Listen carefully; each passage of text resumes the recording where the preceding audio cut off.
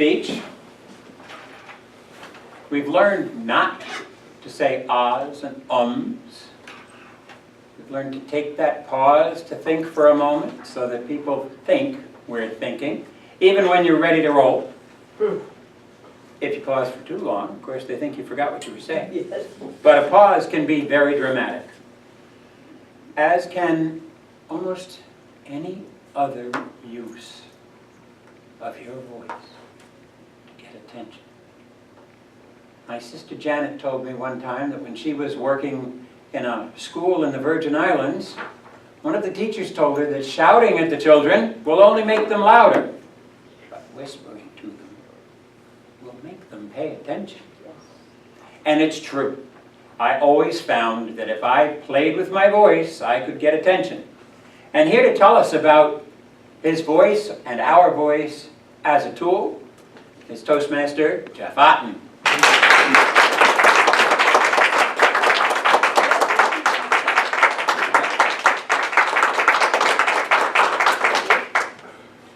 Ladies and gentlemen, boys and girls of all ages, right now in the center ring, fellow Toastmasters and most welcome guests, how would that sound if I said it like this? Ladies and gentlemen, boys and girls of all ages, welcome right now in the center ring.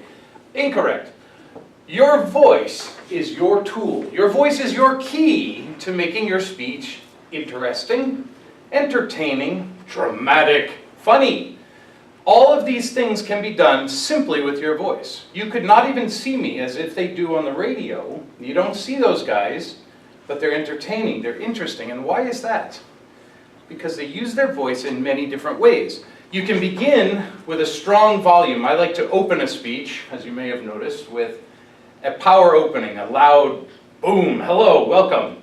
Then I like to move the speech along in several phases, because some parts of it are just information, and I'll deliver to them directly to you. You'll hear my voice, and I will tell you some things, but some things you may want to listen very carefully to.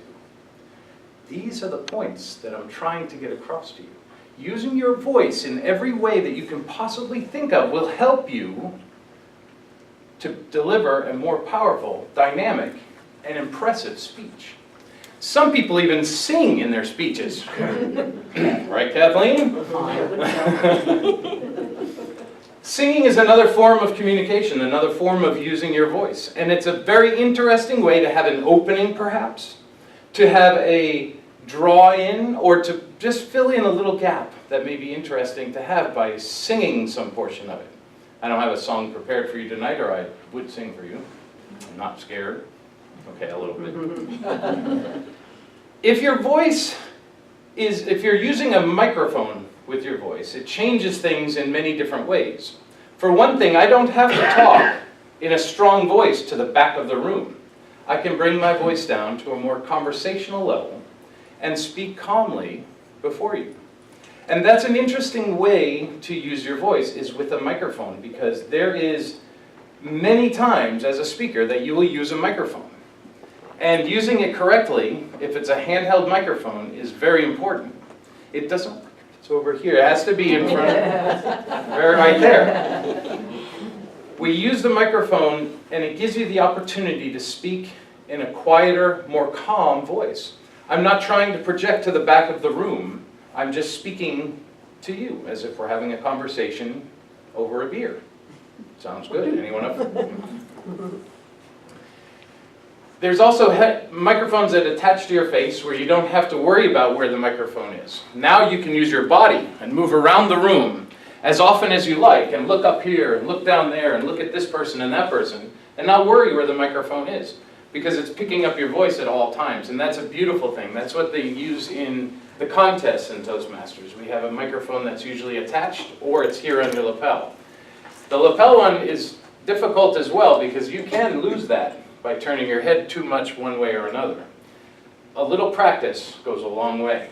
I prefer not to use one if I don't have to. In a smaller room like this, my voice does carry to the back. Can you hear me in the back of the room? I can carry my voice to the back of the room without sounding like I'm shouting. Some people have to shout to make that sound right, and that's awkward.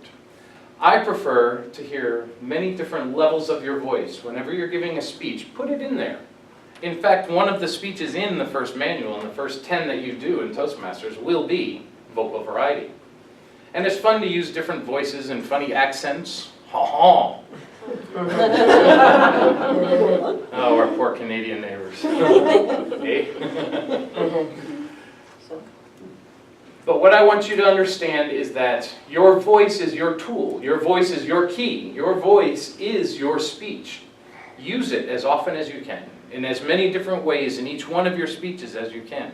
Have a conversation with yourself. Why would I do that, Jeff? Well, because it's interesting. And people go, what are you doing? And you say, well, I'm having a conversation with you, aren't I? And that works for me. Because I know what I like to talk about. But I'll leave it with you. Your voice is your tool. Use it and have fun with it. Mr. Contractor.